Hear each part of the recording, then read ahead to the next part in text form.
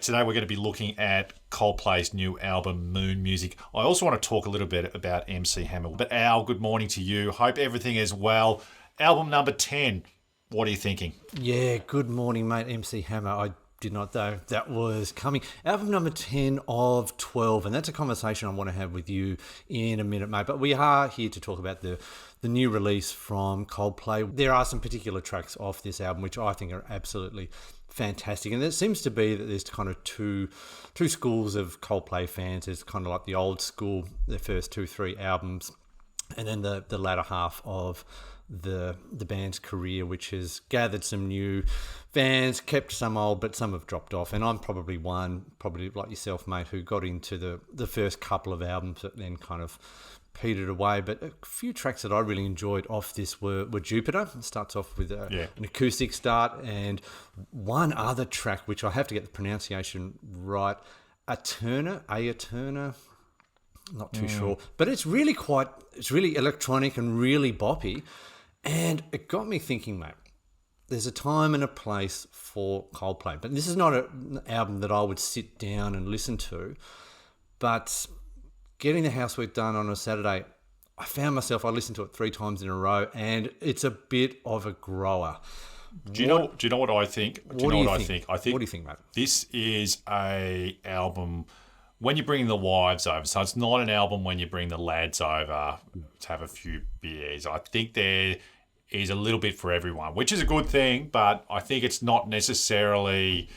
It's not a rager. There's little bits of pieces for everyone. Everyone's got a little bit of interest in each of the songs, but it's not that album that you used to, you go back to your mates with a carton of beer and you'd be listening to it all night. I don't think that's the type of album that Coldplay do. Yeah, that's fair enough. Can we steer the direction of the conversation next to the fact that they are only going to do 12 albums, and so they've only got 2 more to go. Chris is 47, so he'll probably wrap up his kind of Coldplay career at age 50.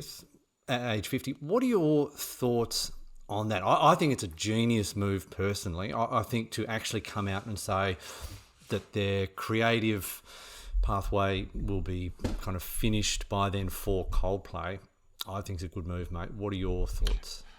I'll be slightly controversial here and say that there's been some mixed messaging firstly. So they were saying that we weren't going to record after 2025. Now they're saying 12 records. Now, I think that now that they're in their late 40s, I think that there's a opportunity to potentially to spin your career in another direction. And if they wait too long to do that, they might lose that opportunity, if that makes sense. So that 11th and 12th album, they might not happen for another 10 years, right? So all of a sudden you've got Chris Martin, I don't know, mid-50s, they're starting to knock on the door to the 60s, right? And they're looking to do something else. I think that what Radiohead and The Smile have done is probably a template to do it. And the reason is because you don't go to a Radiohead concert to listen to their later tunes. You listen to their classic tunes. And same with Coldplay. You go listen to their staple songs. If they want to be relevant, they probably should be thinking about maybe spawning out. But that's just my view on that. Let us know in the comments. It is much more probably a creative decision more than one around the quality of Chris Martin and the rest of the band's output. Yeah, that's a fair comment, mate. And in terms of the album and the sound and the atmospheric sound that it's trying to achieve, I did think they did that quite well. I mean, the opening track, you can tell that they've spent some money and some time with the actual production value of the orchestra there. And there is this atmospheric feeling of going to the moon. It's almost Pink Floyd-esque. Especially with that emoji song. So it's like the Rainbow song, but that felt like late period or late 70s period Pink Floyd. Yeah. In a lot of ways, which I really enjoyed. So, as I said, a lot for everyone. There's a single there. There's also some, I guess, hip-hop style types of tracks, as you'd expect from a band like Coldplay all the time, and there's dance tunes and everything like that. But I want to talk about, before we get to the rating, MC Hammer. Now, do you remember MC Hammer? Do you actually remember who he was? I just remember that you weren't allowed to touch this or something. You can't touch this. Yeah, you can't touch this. But he had another song, and it was called Pray. And it does rock very, very similar to the song called We Pray by Coldplay on this album.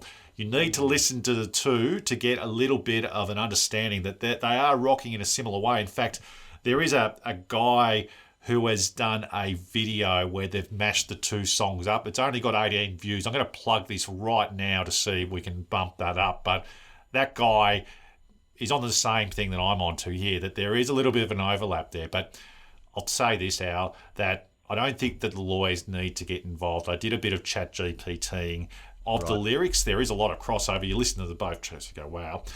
It's saying that it's very low probability that it's going to be resolved in the court. So Mr. MC Hammer, I don't think he's going to get his dirty mitts on this particular song, but I can tell you now that it does rock very similar. I think the most concerning thing is that you know more than one song by MC Hammer.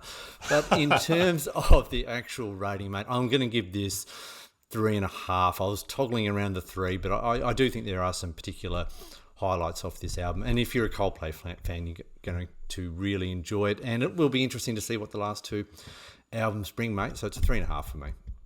It's going to be 3.5 for me as well. I think that it is a very strong record. It's something you definitely expect Coldplay to produce. But does it produce anything different to the other albums? There's probably not a lot more that they can actually say artistically. So I think that's where they're at, and I think that 2 more albums will see them out.